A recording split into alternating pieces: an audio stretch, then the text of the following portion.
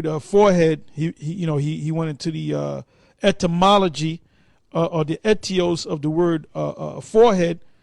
Okay, that means inside the head in the brain, and they have that their technologies already out there, right? Now, the person that received this revelation was John, one of the apostles of the Lord, Yahweh Shai, not Christ, Yahweh Shai. And he was banished on the Isle of Patmos. Now, what I found out was he was banished by the emperor at that time was Domitian, which was the younger brother of Titus, whose father was Vespasian. All right? And this is what it says. It says Patmos. This is, by the way, this is from the Harper's Bible Dictionary. And you really don't even try to get this, because you can't get this no more unless you go on eBay or whatever and somebody has an old copy of it, because the newer copy of this is crap, man, you know?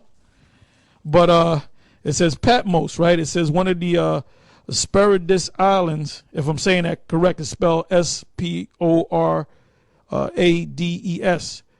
Hesperides, I think it says, islands in the Aegean Sea. It lies about 37 miles southwest of Miletus, a city on the coast of Western Asia Minor. And that's where Paul did his journeys, right? Made his journeys, rather. It is a small island about 10 miles long from the north to south and 6 miles wide at its broadest point. That's a small island. And it was, when you go into it, it was supposed to be a salt mine. And John, the Apostle John, was up in age. He had to be in his 90s. In Revelation 1:9, John says that he was on Patmos on account of the word of the Most High and the testimony of the Lord, Yahweh Shai. And now it says this: early Christian tradition says that John was banished to Patmos by the Roman authorities. Like I said, that was during the reign of Domitian, the younger brother of Titus. Was a common punishment used during the imperial period for a variety of offenses. Among such offenses were the practices of magic and astrology. Prophecy was viewed by Romans as belonging to the same category. Okay? So that's why he got, according to the tradition in that history, man. So I mean, that's a part of that history, man. And that's why we get on you guys about, you got to know who Paul was, who John was, the Apostle John. You got to know what he was all about, what he did, what role he played in the scriptures. The Apostle Paul, Peter, and there was an order, because Peter was the head man among the rest of the apostles. And the two of the Lord's paternal brothers were actually of the 12. Yep. All right, one was named James, because you had two James. James, the brother of John, and you had James, the brother of our Lord, which is Yahweh Shai. Right. And then he had another brother named Jude. And that was the Jude that wrote the book of Jude. And there was another Jude, Judas Iscariot. Right. So it's not just about knowing 5 scriptures and calling the white man the devil, and that's it. You got to go into this, man. And we've been hitting these brothers in the main camp with these surprise tests, because you got to know all this, man. That's right. All right? That's right. I got one more precept for you. This is lining up with what I just read about signs and lying wonders. This is the book of Revelation 16 and 14. It says, "For they are the spirit of devils." Again, the so-called white man, Esau, Edom. "For they are the spirit of devils working miracles, which go forth unto the kings of the earth and of the whole world to gather them to the battle of the great day of the power Almighty, which that's going to take place in the Persian Gulf, which is the beginning of World War III. But the part where it says working miracles, again, that's his technology. You know, like I said, the television set, the computer, you know, even going back to the early 20th century, like Elder Tar mentioned, the fact of flight, the birth of flight, that was a miracle. You know, the Wright brothers. Then you had the telegraph, which grew into the telephone.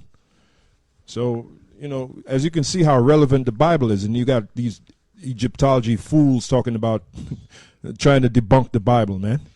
You know? Yeah. Okay, lining up with Esau being revealed, you know, the destruction of America, you know, this third world war that's about to come into play.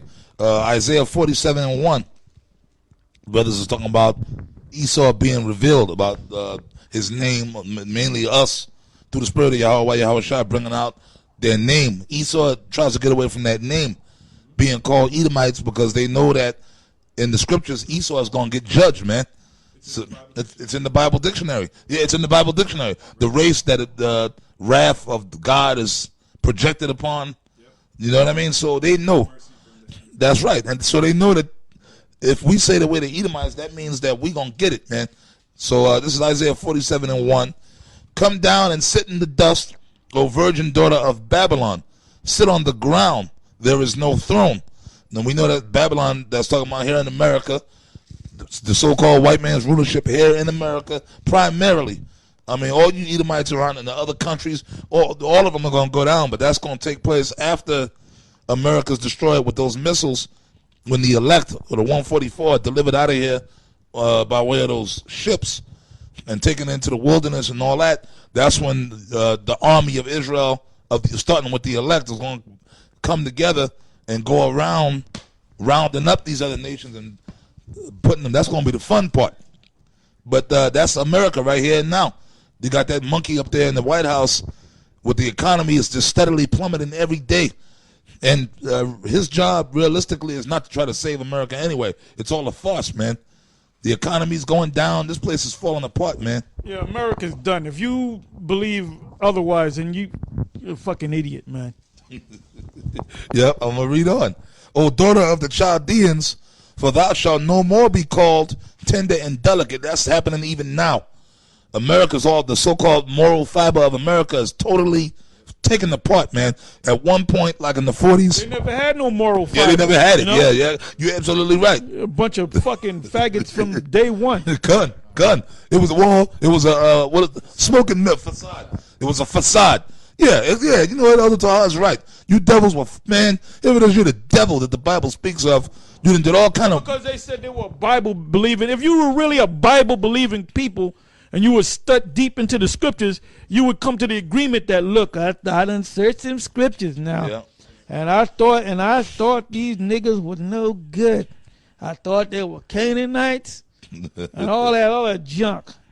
And I realized something, that them niggers that we put in slavery are actually Israelites. Yeah. And on top of all that, we're the devil. Yeah. Now, what white man that claims he knows the Bible came out and said that, man? Yeah, that's right. Yeah, you had Jimmy Swaggart and Rex Humbug and Jimmy Swaggart. Yeah. You right, because that's this guy's brother, right, or cousins. Jerry Lee Lewis.